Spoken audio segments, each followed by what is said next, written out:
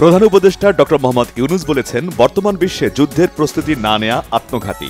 বিদ্যমান অর্থনৈতিক বাস্তবতা মেনেই বাংলাদেশের কৌশল ঠিক করতে হবে। বন্যায় ক্ষতিগ্রস্তদের মাঝে ঘর বিতরণ করেছেন প্রধান উপদেষ্টা ডক্টর মোহাম্মদ ইউনূস। বলেছেন, দুর্গতদের প্রতি মানুষের সহমর্মিতা স্বনির্ভর দেশ গড়ে তুলবে। রাখাইনে মানবিক করিডোর দিতে দুই দেশের সরকারের সম্মতি প্রয়োজন, এক্ষেত্রে জাতিসংঘের ভূমিকা সীমিত। রোহিঙ্গারা যাতে ভোটার তালিকায় অন্তর্ভুক্ত হতে না পারে সেজন্য ৫৬টি এলাকায় বিশেষ ব্যবস্থা নেওয়া হয়েছে। নির্বাচন কমিশনার আবুল ফজল মোহাম্মদ সানাউল্লাহর তথ্য। বিএনপি চেয়ারপারসন বেগম খালেদা জিয়ার চিকিৎসা শেষ পর্যায়ে শিগগিরই তিনি দেশে ফিরবেন জানিয়েছেন তার আইনজীবী ব্যারিস্টার কায়সার কামাল। বিএনপি মহাসচিব মির্জা ফখরুল ইসলাম আলমগীর বলেছেন, বিভেদের রাজনীতি দেশের ঐতিহ্য নষ্ট করেছে। ব্যক্তির অপরাধে প্রতিষ্ঠান বন্ধের সিদ্ধান্ত সঠিক নয়, ব্যবস্থাপনা পরিষদ পরিবর্তন করে হলেও প্রতিষ্ঠান টিকিয়ে রাখা জরুরি। বিএনপির সিনিয়র যুগ্ম মহাসচিব রুহুল কবির রিজভীর মন্তব্য। শ্রম আইনের ব্যাপক পরিবর্তন আসছে জানিয়ে শ্রম ও কর্মসংস্থান মন্ত্রণালয়ের উপদেষ্টা ডক্টর এম শাখাওয়াত হোসেন বলেছেন, যত তাড়াতাড়ি সম্ভব আইনটি করতে চায় সরকার। বিচার কাজে বাধা ও হুমকি দেওয়ার অভিযোগে সাবেক প্রধানমন্ত্রী শেখ হাসিনার বিরুদ্ধে এবার আদালত অবমাননার অভিযোগের শুনানি। ২০০১ সালে রমনা বটমূলে পহেলা বৈশাখের অনুষ্ঠানে বোমা হামলা মামলার ডেথ রেফারেন্স ও জেল আপিলের রায় ৮ মে ধার্য করেছে আদালত।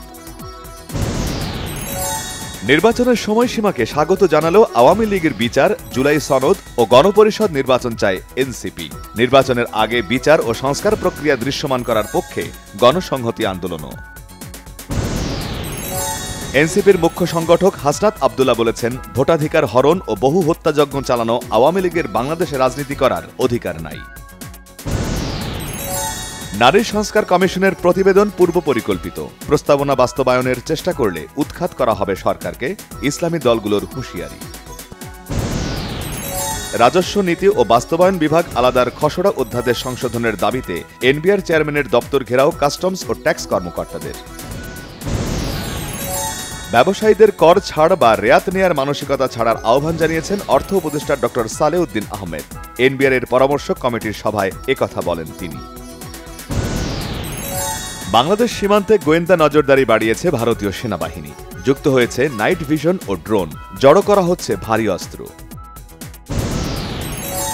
৩৬ ঘণ্টার মধ্যে ভারত হামলা চালাতে পারে সতর্ক করেছেন পাকিস্তানের তথ্যমন্ত্রী। শাহবাজ ও জয়শঙ্করের সাথে জাতিসংঘ মহাসচিবের ফোনালাপ। ৩ দিনেই চট্টগ্রাম টেস্ট জিতে নিল বাংলাদেশ। ইনিংস ও ১০৬ রানে হারালো জিম্বাবুয়েকে। ২ টেস্টের সিরিজে ১-১ সমতায় মান বাঁচল স্বাগতিকদের। চ্যাম্পিয়ন্স লিগের সেমিফাইনালের প্রথম লেগে রাত ১টায় মুখোমুখি হচ্ছে দুই giant club Barcelona inter Milan. বার্সেলোনার অলিম্পিক স্টেডিয়ামে হবে ম্যাচটি। সুন্দরবনের মধু, মধুপুরের আনারস, কুমিল্লার খাদি, সিলেটের মণিপুরি শাড়ি, মিরপুরের কাতান শাড়ি, সিরাজগঞ্জের লুঙ্গি সহ দেশের ২৪ পণ্যকে জিআই সনদ দিয়েছে শিল্প মন্ত্রণালয়।